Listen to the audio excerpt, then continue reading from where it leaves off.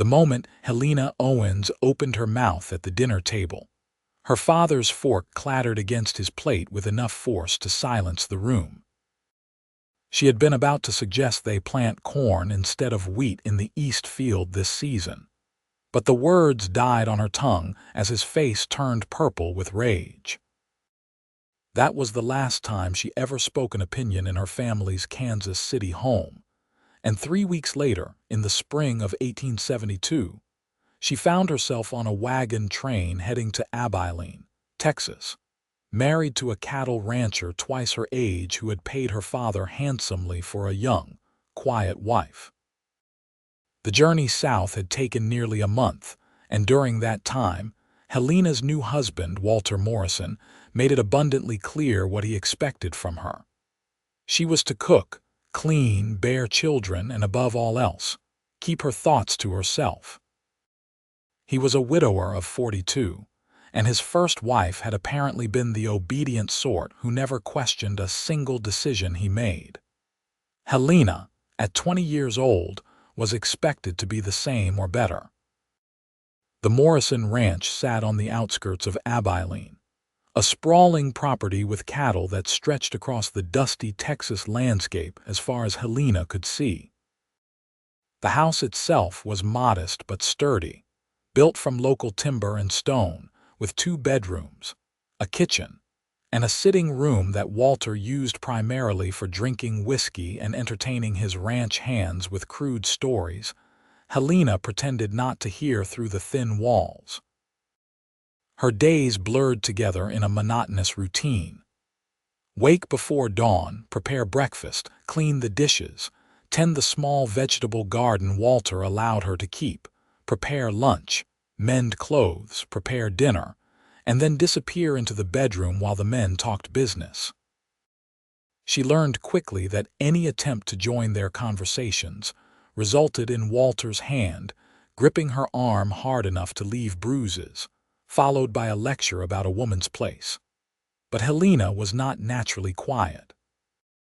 Before her marriage, she had read every book she could get her hands on, had opinions about everything from politics to agriculture to the best way to preserve vegetables for winter. Her mother had called it an affliction, this desire to think and speak. Her father had called it a curse. Walter called it disobedience, and he had ways of correcting disobedience that left Helena silent, but seething. 6 months into her marriage, in late autumn of 1872, everything changed when a mountain man arrived at the Morrison Ranch. Helena was hanging laundry on the line behind the house when she first saw him. He rode in on a massive bay horse, his frame so large and powerful that he made the animal look almost small beneath him. He had to be well over 6 feet tall, with shoulders so broad they blocked out the sun as he dismounted. His hair was dark brown, longer than most men wore it, hanging past his collar in waves that suggested he cut it himself without much care for fashion. His face was weathered from years in the wilderness, with a strong jaw covered in several days' worth of beard, and eyes the color of storm clouds that seemed to take in everything around him with quiet assessment. He wore buckskin and leather, practical clothing for a man who lived in the mountains, and when he moved, Helena could see the play of muscles beneath the fabric. His arms were thick and corded with strength, his chest broad and solid. He was the kind of man who looked like he could wrestle a bear and win, then carry it home over his shoulders without breaking a sweat. Walter came out of the house to greet him, and Helena heard them exchange words, though she could not make out what they were saying. The stranger glanced in her direction once, just a brief look, and then turned his attention back to Walter. They shook hands, and Walter gestured toward the barn. That evening, Walter announced they had a guest staying in the barn for a few weeks. His name was Quinton Turner, a trapper and guide who worked the mountains north of Texas, and he was passing through on his way to sell his furs in Abilene. Walter had hired him to help move the cattle to winter pasture, and to hunt some of the wolves that had been troubling the herd. Helena set an extra place at the table and tried not to stare when Quinton ducked through the doorway to join them for dinner. Up close, he was even more imposing, but there was something gentle in the way he removed his hat and nodded respectfully to her. "Madam," he said, his voice a deep rumble that seemed to vibrate through the floorboards. "Mr. Turner," she replied softly, keeping her eyes down as Walter expected. Dinner was a tense affair, at least for Helena. Walter dominated the conversation, talking about his cattle, his plans, his theories on everything from weather to politics. Quinton listened more than he spoke, offering occasional comments in that deep, measured voice. Helena served the food, refilled their cups, and said nothing, as was her place. But then something unusual happened. Quinton looked directly at her and asked, "Mrs. Morrison, is there enough water in the well for the cattle, or should I check the creek tomorrow?" The question hung in the air like something foreign. Walter stopped mid-sentence, his face registering shock that Quinton had addressed his wife.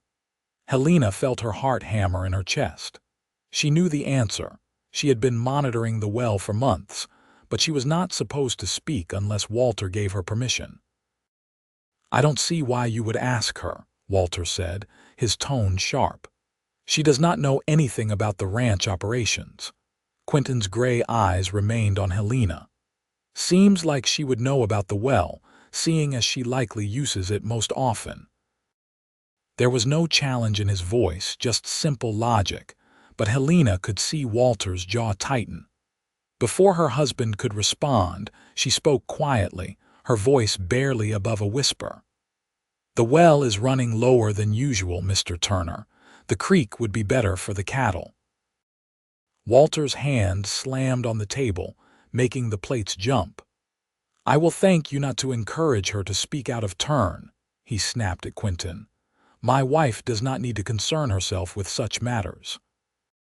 Quinton's expression did not change, but Helena saw something flicker in his eyes, something that might have been anger or perhaps understanding. He simply nodded once and returned to his meal. The rest of dinner passed in uncomfortable silence. That night, lying in bed beside her snoring husband, Helena thought about the way Quinton had looked at her. Not through her, not past her, but at her, as if her answer actually mattered. It was such a small thing, but it stirred something in her chest that had been dormant for months, a tiny spark of the person she used to be. The next morning, Walter left early to check the north pasture, leaving Helena alone with her chores. She was in the vegetable garden, pulling the last of the autumn carrots when a shadow fell across the dirt. She looked up to find Quinton standing at the edge of the garden, his hat in his hands. "Morning, Mrs. Morrison," he said. She sat back on her heels, wiping her hands on her apron. "Good morning, Mr. Turner." He glanced toward the house, then back at her. "I wanted to apologize for last night. I did not mean to cause trouble for you." Helena shook her head. "You did not cause anything.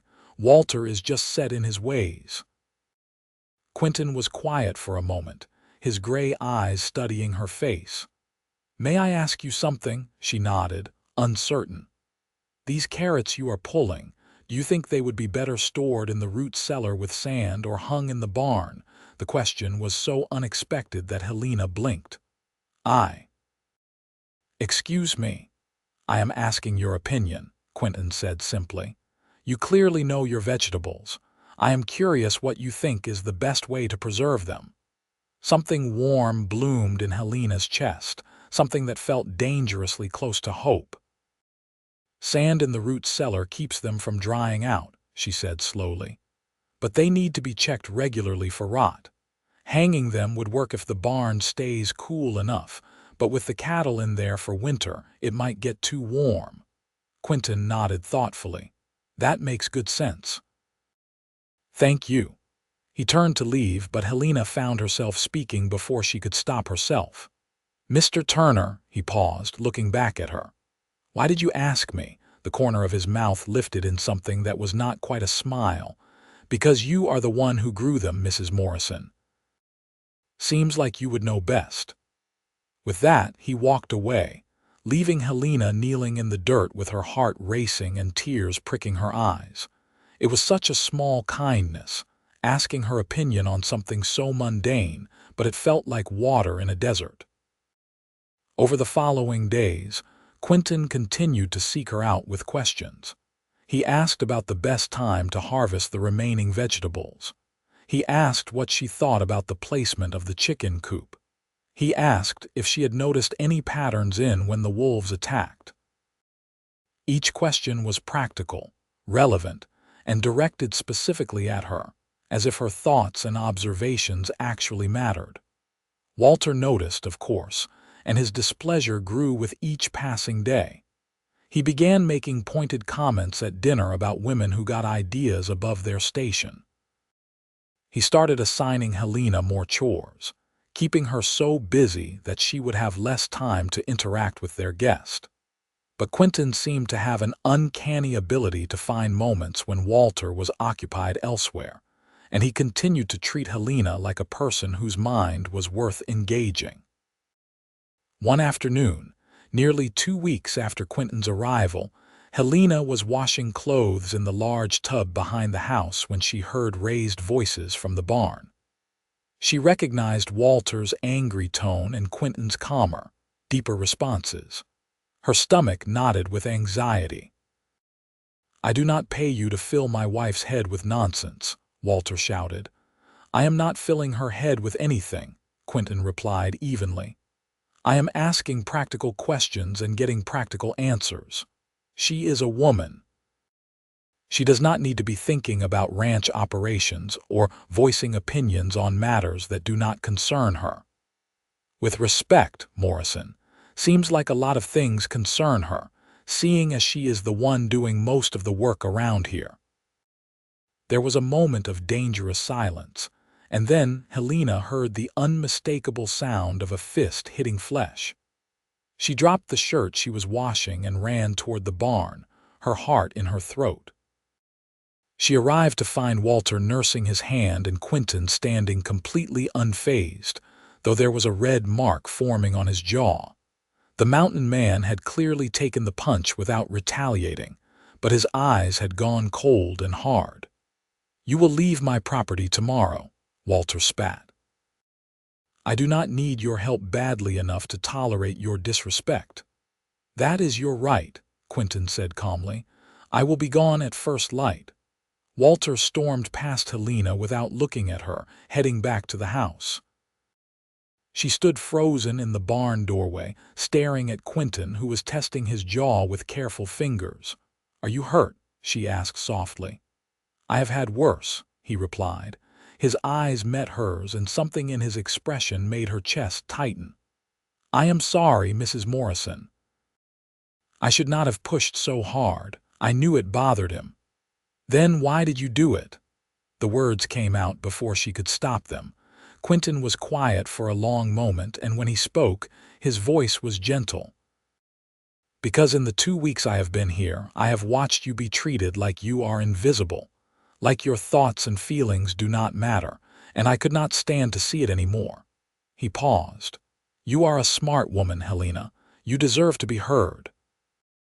It was the first time he had used her given name, and the sound of it in his voice made something crack open inside her. Tears spilled down her cheeks before she could stop them. "I should go," Quinton said, but he made no move to leave. Helena wiped her eyes with shaking hands. "Where will you go?" "North, back to the mountains. I have a cabin up in Colorado Territory. It is remote, but it is home." "Alone." "Alone," he confirmed. "Though I admit it has felt lonelier this past year than it used to." They stood in the barn, the late afternoon light slanting through the gaps in the wood, and Helena felt the full weight of what her life had become crashing down on her. Tomorrow, Quinton would leave, and she would go back to being silent, invisible, worthless. The thought was unbearable. "Take me with you," she whispered. Quinton's eyes widened. "Helena!" Please. The word came out broken. I cannot stay here. I cannot go back to being nothing. Please, Quinton, take me with you. He crossed the distance between them in 2 long strides, his large hands coming up to gently cup her face. His touch was so careful, as if she were something precious that might break. You understand what you are asking, he said quietly. If you leave with me, there is no going back. Your husband will call you a runaway wife. Society will call you worse. And my cabin is not a ranch house. It is rough living in the wilderness.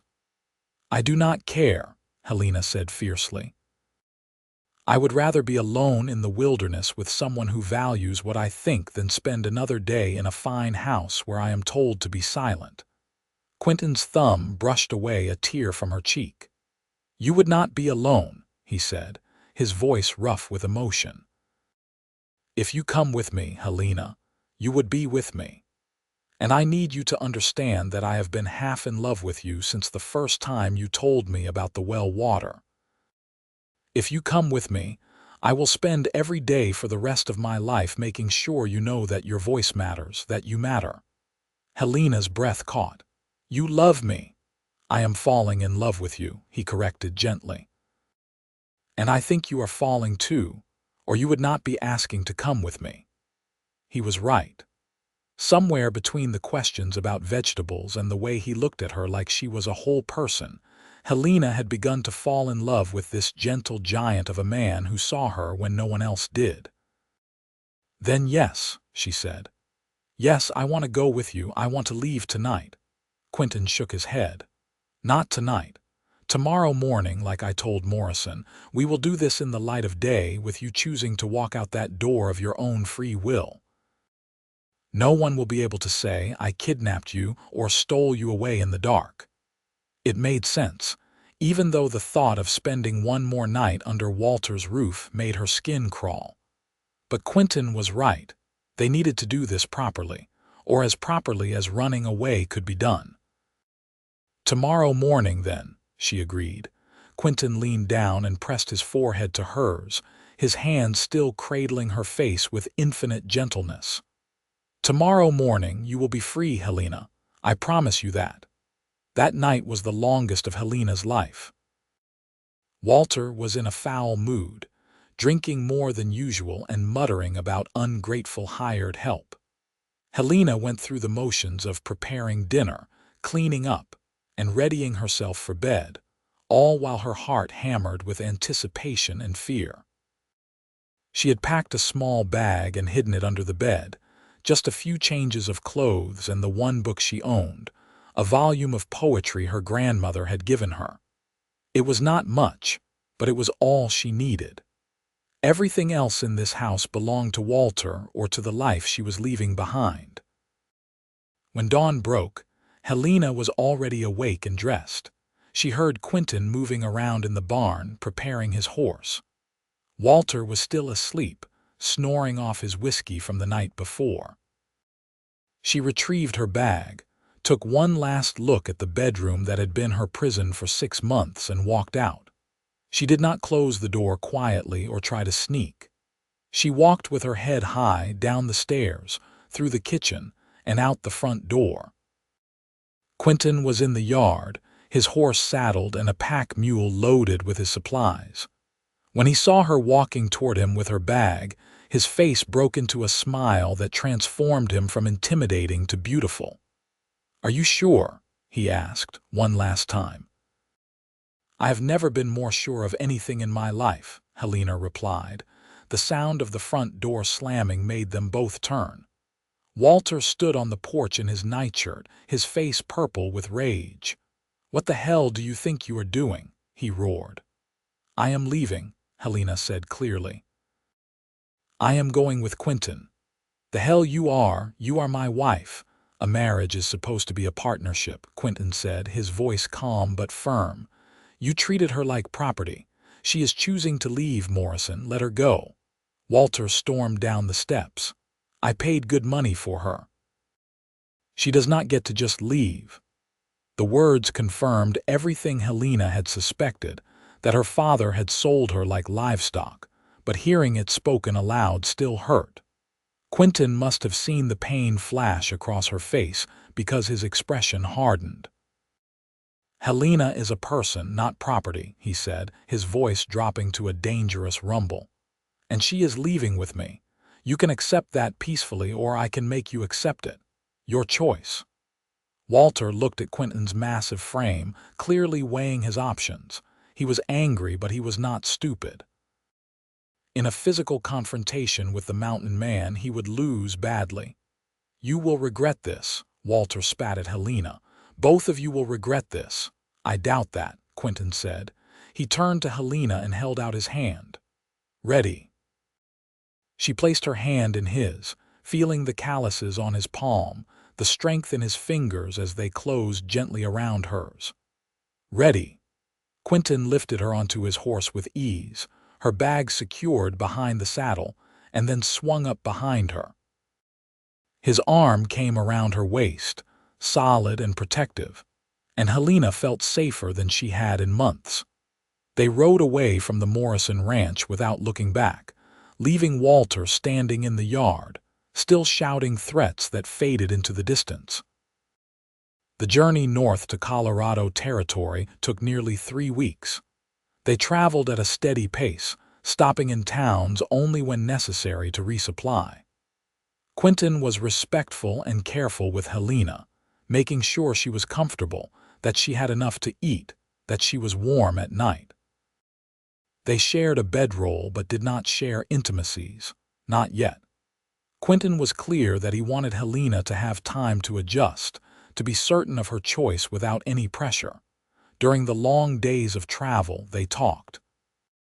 Quinton asked Helena about everything: her childhood, her favorite books, her thoughts on politics and religion and philosophy. He asked what she liked to eat, what made her laugh, what her dreams had been before they were crushed by her family. And Helena, starved for this kind of connection, opened up like a flower in the sun. She learned that Quinton was 28 years old, originally from Missouri. He had gone west as a young man, seeking adventure and freedom, and had fallen in love with the mountains. He had lived alone for the past 5 years, trapping and hunting, selling his furs once or twice a year in various towns. He was educated, having been raised by a schoolteacher mother who made sure he could read and write and think critically. He was kind, thoughtful, and he had a dry sense of humor that caught Helena off guard and made her laugh, and he asked her opinion on everything. What route should they take?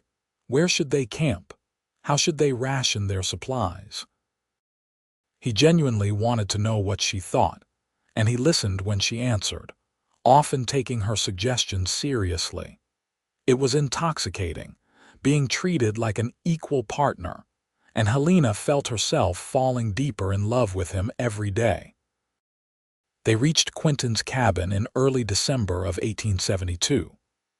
It was located in a small valley in the Colorado mountains, surrounded by pine trees and with a clear stream running nearby. The cabin itself was small but well built, with a stone fireplace, a loft for sleeping, and windows that let in the winter light. It was rustic and simple, but to Helena it looked like paradise. "It is not much," Quinton said, suddenly sounding uncertain. "I know it is not what you are used to." "It is perfect," Helena interrupted, turning to look at him. "It is perfect because it is ours." Something shifted in Quinton's expression, a warmth that made his gray eyes almost silver. "Ours," he repeated softly. "I like the sound of that." That night, they made love for the first time, and it was nothing like Helena's experiences with Walter. Quinton was gentle and patient, taking his time to make sure she felt safe and cherished. He asked her what she liked, what felt good if she was comfortable. He made her feel beautiful and desired and valued. And when they finally came together, it was with a tenderness that brought tears to Helena's eyes. Afterward, lying in Quinton's arms in the loft of the cabin, Helena felt a peace she had never known. This was what love was supposed to be, this mutual respect and care, this partnership of equals. "I love you," she whispered into the darkness. Quinton's arms tightened around her. "I love you too, Helena. I will spend the rest of my life proving that to you." The winter in the mountains was harsh, but Helena found she did not mind. She and Quinton worked together to keep the cabin warm, to hunt and preserve food, to care for the few chickens, and the goat Quinton kept for milk. He taught her how to shoot, how to track animals, how to read the weather in the clouds. And he continued to ask her opinion on everything, from how to repair a section of the roof to what they should plant in the spring garden.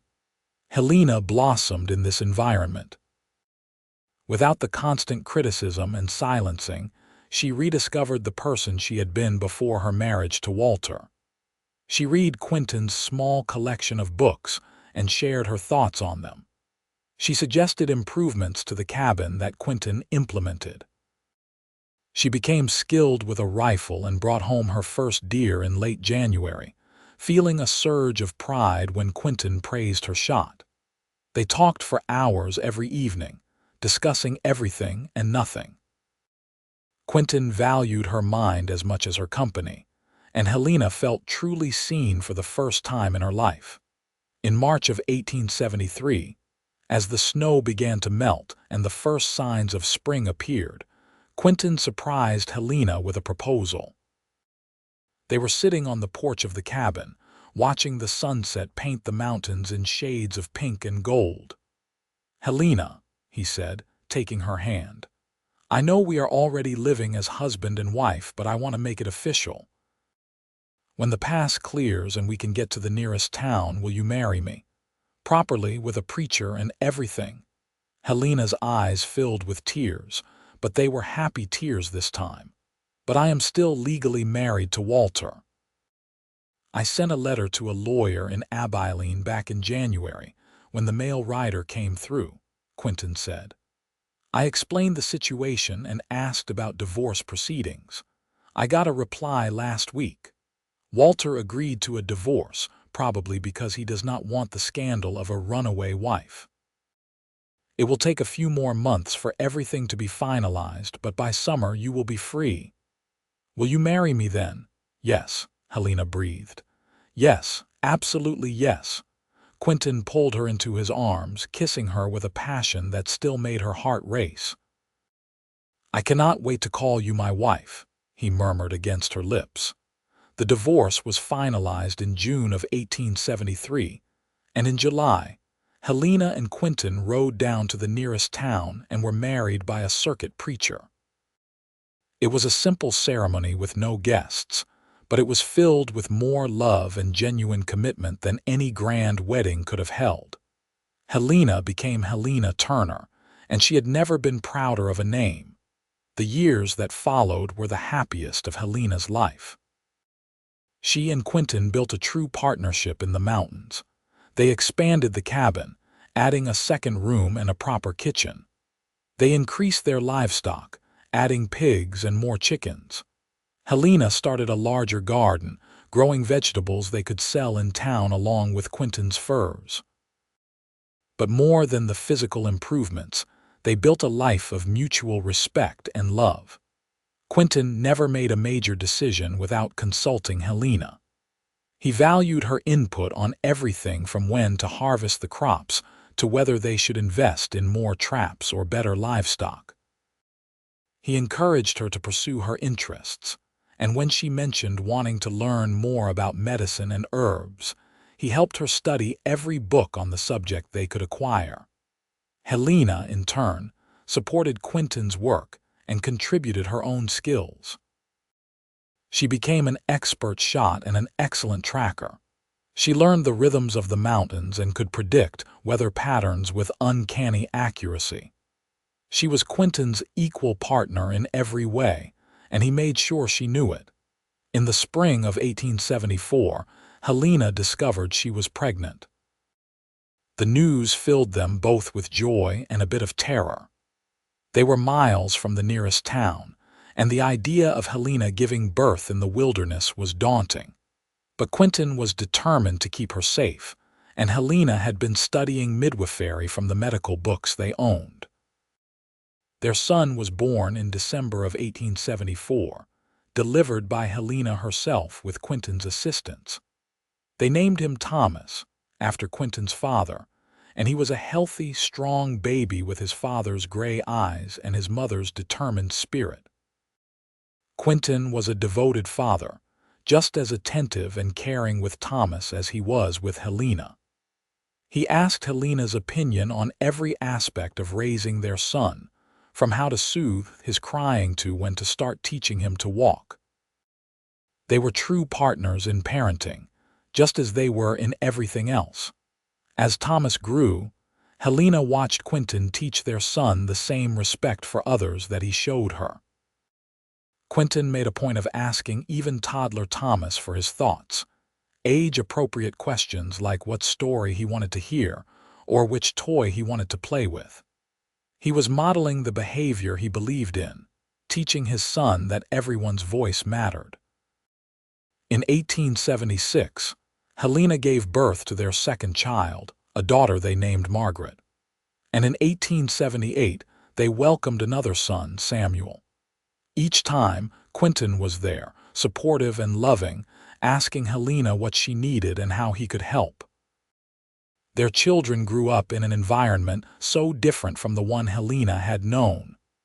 They were encouraged to think, to question, to express their opinions. Quinton and Helena made decisions together, discussing things openly in front of the children, so they could see what a healthy partnership looked like.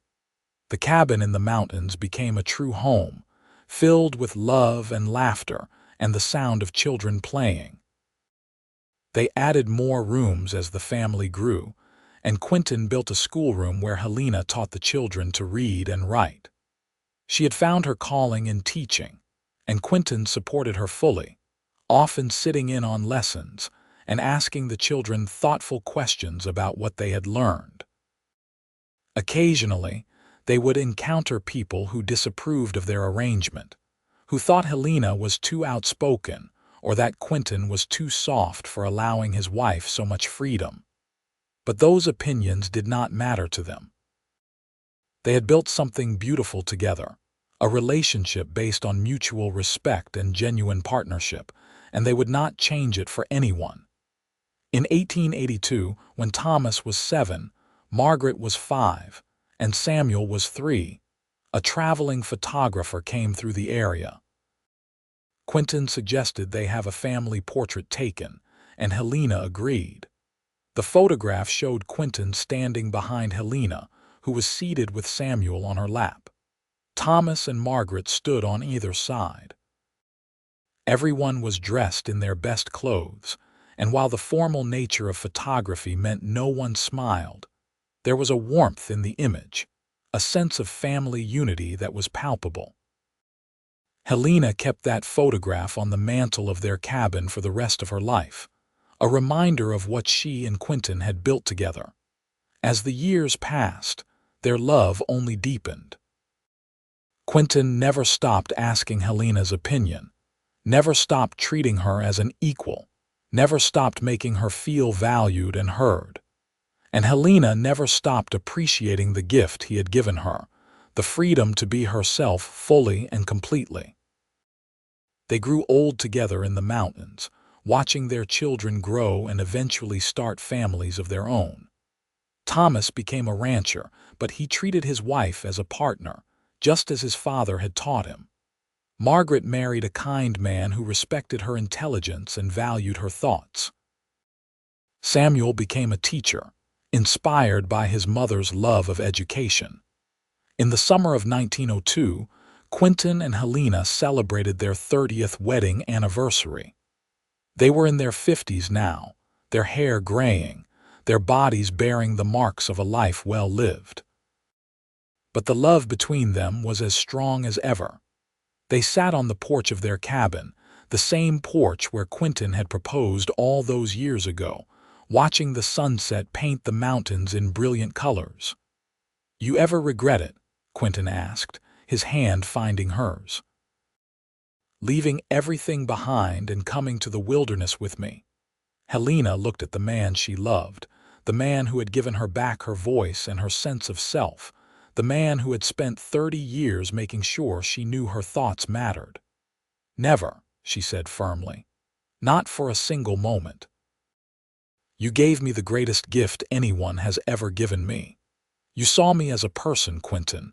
You valued my mind and my heart. You asked my opinion when the world told me I had none worth hearing. How could I ever regret that?" Quinton lifted her hand to his lips, pressing a kiss to her weathered knuckles. "You gave me just as much, Helena. You brought light and love and purpose to my life. You made this cabin a home. You gave me a family. You challenged me and inspired me and loved me. I am the luckiest man alive." They sat in comfortable silence, hands intertwined, watching the sun dip below the mountains. Their children would visit tomorrow with the grandchildren, filling the cabin with noise and laughter once more. But for now, it was just the two of them, the way it had been in the beginning. Helena leaned her head on Quinton's broad shoulder, feeling the solid strength of him, the same strength that had protected her and cherished her for 3 decades. "I love you," she said softly. "I love you too," Quinton replied. "Always have, always will." The years continued to pass, bringing both joy and sorrow as they do for everyone. They lost friends, saw their children face challenges and triumphs, and weathered the storms of life together. But through it all, Quinton and Helena remained devoted to each other, their partnership unwavering.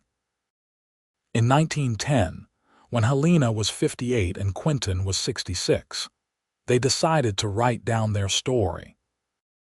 Quinton's hands were not as steady as they once were, so Helena did the actual writing, but they composed it together, discussing and debating every detail, just as they had discussed and debated everything for nearly 40 years. They wanted their grandchildren and great-grandchildren to know the truth of their beginning, to understand that love was not about ownership or control, but about mutual respect and partnership. They wanted future generations to know that every voice matters, regardless of gender or social expectations. The document they created was not polished or professional, but it was honest and heartfelt. It told the story of a young woman who had been silenced and a mountain man who had asked her thoughts on everything that mattered. It told of love born from respect, of a partnership built on equality, of a family raised to value every person's voice. They sealed the document and gave copies to each of their children, asking them to share it with their own children when the time was right. In the spring of 1915, Quinton fell ill. He had always been strong as an ox, but at 71, his body was finally beginning to fail. Helena nursed him with the same devotion he had shown her throughout their marriage, sitting by his bedside, holding his hand, talking to him about their life together. On a warm May morning, surrounded by Helena and their children, Quinton Turner passed peacefully from this world. His last words were to Helena, whispered so softly that only she could hear them. "Thank you for choosing me, my love. It has been the greatest honor of my life to be your husband." Helena held his hand as he took his last breath, tears streaming down her face, but they were not tears of regret. They were tears of profound gratitude for the life they had built together, for the love they had shared, for the partnership that had sustained them both. She lived another 7 years after Quinton's death, remaining in the cabin they had built together, surrounded by children and grandchildren who loved her. She continued to be the strong, opinionated woman Quinton had encouraged her to be, and she made sure to ask everyone around her for their thoughts, just as he had taught her. When Helena died peacefully in her sleep in 1922 at the age of 70, she was buried next to Quinton on the hill overlooking their cabin. Their children erected a simple stone marker that read, "Quinton and Helena Turner, partners in life, united in love." He asked, she answered. Together they built a legacy.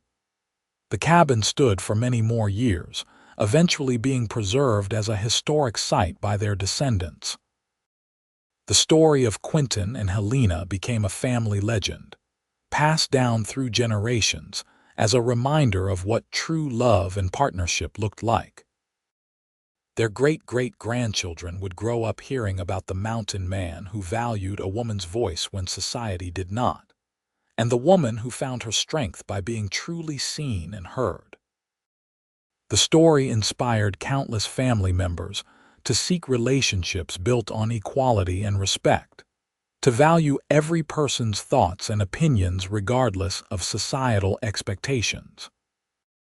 The document Quinton and Helena had written together was eventually published by one of their descendants in the 1950s, becoming a small but significant part of the historical record about life in the Colorado mountains in the late 1800s.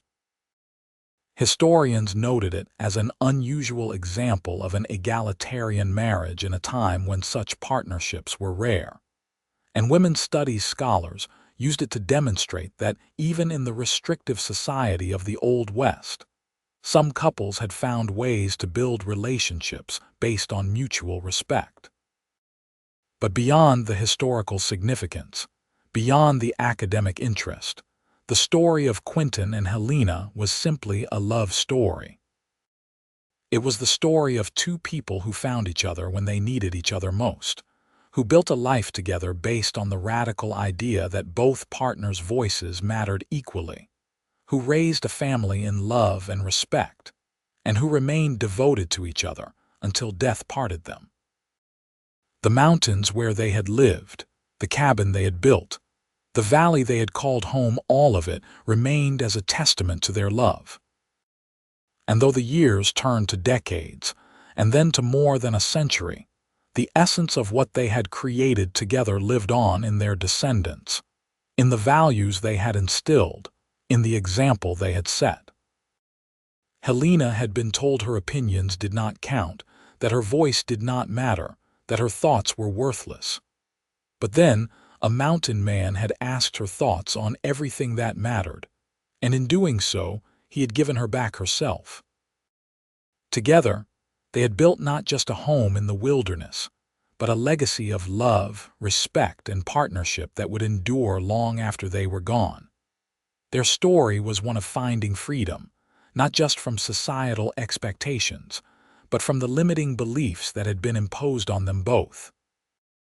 Quinton had freed himself from the notion that strength meant dominance, learning instead that true strength lay in lifting others up.